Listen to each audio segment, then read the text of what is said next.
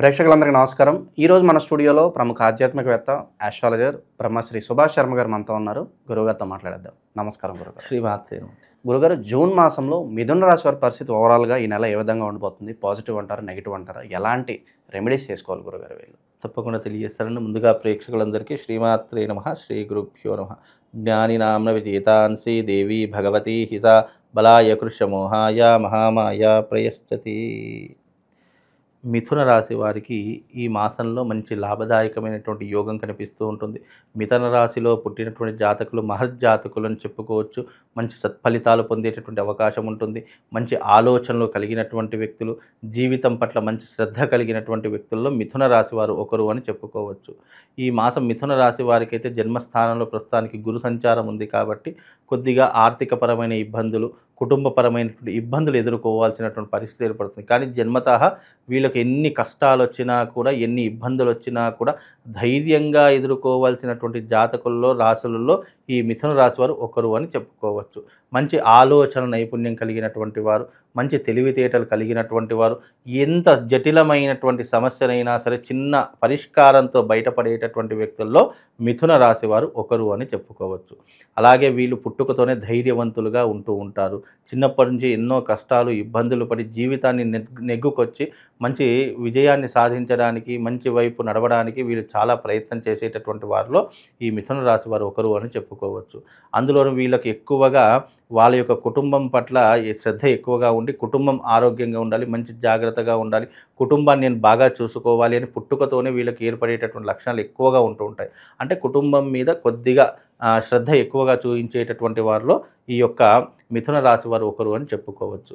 ఇప్పుడున్న ప్రస్తుత ఈ మాసంలో అయితే జన్మస్థానంలో గురు సంచారం నడుస్తుంది కాబట్టి ఫైనాన్షియల్ ఇబ్బందులు వచ్చే అవకాశం ఉంటుంది. వృత్తిరీత్యా, వ్యాపారరీత్యా చిన్న చిన్న ఇబ్బందులు మొదలయ్యేటటువంటి అవకాశం ఉంటుంది. కాబట్టి ఫైనాన్షియల్ రంగంలో కాస్త జాగ్రత్తగా ఉండాలి. అలాగే వృత్తి వ్యాపారాదులో వృత్తి వ్యాపారాలు కొంచెం డల్ అయ్యేటటువంటి అవకాశము, బిజినెస్ సరిగ్గా నడవకపోయేటటువంటి లక్షణాలు ఎక్కువగా ఈ మాసంలో ఈ రాశి వారికి కనిపించబోతున్నాయి. కాబట్టి ఇలాంటి రంగాల్లో ఉన్నటువంటి వారు కాస్త జాగ్రత్తగా ఉండండి. అలాగే వీళ్ళ కోర్టు కేసులు కానీ, పోలీస్ స్టేషన్ వ్యవహారాదులు కానీ ఇలాంటివి ఎదుర్కోవాల్సినటువంటి సమస్యలు ఈ మాసంలో ఏర్పడతాయి. కాబట్టి కాస్త జాగ్రత్తగా ఉండే ప్రయత్నం చేయండి.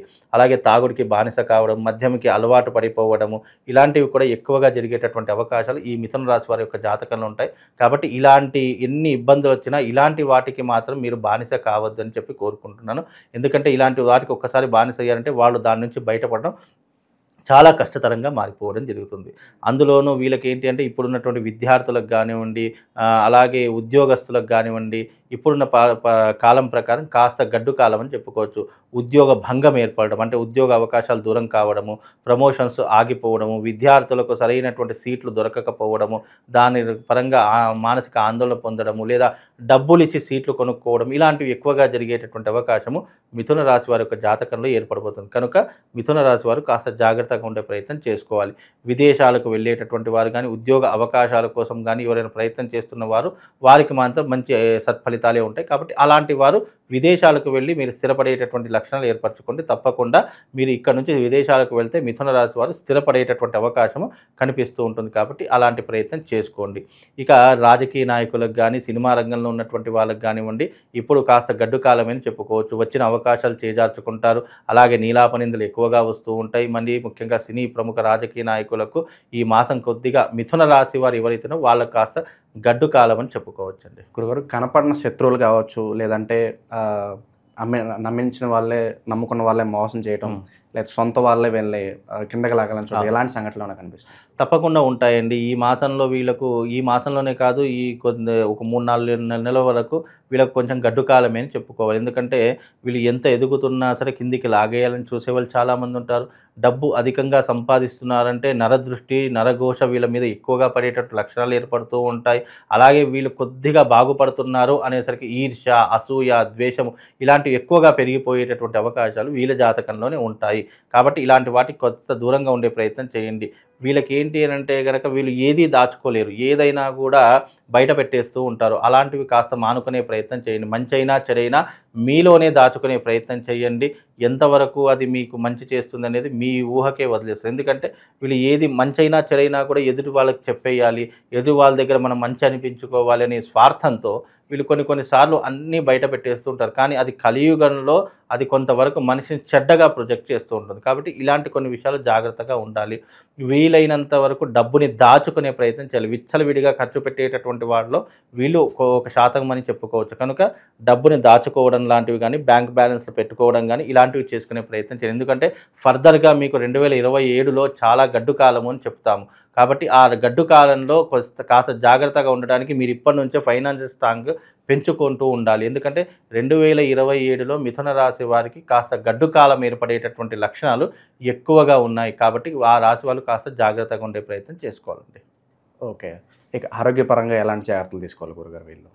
ఆరోగ్యపరంగా ఎలాంటి జాగ్రత్తలు అంటే గనక ఆహార విషయాల్లో జాగ్రత్త తీసుకోవాలి. అనవసరమైన చిరుతిండ్లు తినకుండా ఉండి ఇంటి ఫుడ్ని ఎక్కువగా తీసుకునే ప్రయత్నం చేయాలి. అలాగే ఇప్పుడున్నటువంటి పరిస్థితుల్లో ఆరోగ్యం పట్ల కూడా ఎక్కువ శ్రద్ధ పెడుతూ ఉండాలి. ఎందుకంటే ఆరోగ్య భంగం ఏర్పడేటటువంటి అవకాశాలు కూడా ఈ మధ్యకాలంలో వీళ్ళ జాతకంలో ఏర్పడేటటువంటి అవకాశాలు కనిపిస్తున్నాయి. కాబట్టి మిథున రాశి వారు కాస్త ఆరోగ్య విషయంలో కూడా జాగ్రత్తగా ఉండడం చాలా మంచి విషయం అండి. గురుగారు, మూడో వ్యక్తి ప్రమేయం వల్ల చాలా వరకు వైవాహిక జీవితంలో ఇబ్బందులు వస్తున్నాయి. మరి అలాంటి సంఘటనలు ఏమన్నా వీళ్ళకి కనిపిస్తున్నాయి? ప్రస్తుతానికైతే అలాంటి సంఘటనలు అయితే ఏమీ కనిపించట్లేదండి. కాకపోతే భార్యాభర్తల మధ్యనే ఇబ్బందులు ఎదుర్కొనే అవకాశం ఏర్పడుతుంది. అనుమానాలు పెరిగేటటువంటి లక్షణాలు ఏర్పడుతూ ఉంటాయి. పాత విషయాలు తవ్వుకొని గొడవలు ఏర్పరచుకునేటటువంటి అవకాశాలు ఎక్కువగా వీళ్ళ జాతకంలో కనిపిస్తాయి.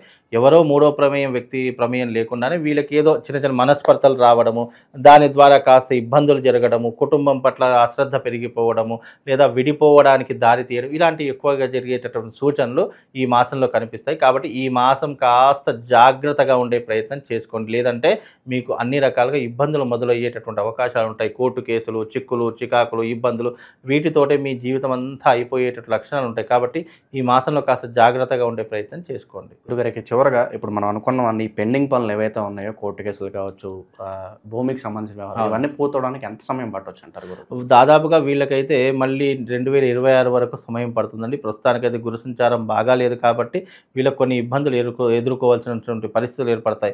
అవన్నిటి నుంచి బయటపడాలి, కొంతవరకు దాన్ని తప్పించుకోవాలి అని అనుకుంటే గనక గురువుకి సంబంధించిన జపం చేసుకోవడము, అలాగే దత్తాత్రేయుడి యొక్క ఉపాసన చేసుకోవడం, వీలైతే శివారాధన చేసుకోవడము, లేదైతే ఒక స్ఫటిక లింగాన్ని వీళ్ళ ఇంటికి తెచ్చుకొని దాన్ని ప్రతినిత్యం పూజించడము, ఇది చాలా మంచి సత్ఫలితాలను వీళ్ళకి అందజేస్తుందండి. కాబట్టి మీ మిథున రాశి వారు ఎవరైనా ఉన్నారంటే ఒక శివశక్తి స్ఫటిక లింగం దొరుకుతుంది. ఆ శివశక్తి స్ఫటిక లింగాన్ని తీసుకొని మీ ఇంట్లో పెట్టుకునే ప్రయత్నం చేయండి. దాన్ని ప్రతిరోజు ఆరాధన చేసుకునే ప్రయత్నం చేయండి. తద్వారా వాళ్లకు శుభం లాభంతో పాటు ఆ పరమశివుడి యొక్క సంపూర్ణమైనటువంటి అనుగ్రహం కలుగుతుందండి. ఓకే. ఓవరాల్గా జూన్ మాసంలో మిథున రాశి వారికి ఏ విధంగా ఉండబోతుందో చాలా బాగా వివరించారు గురుగారు. ధన్యవాదాలు.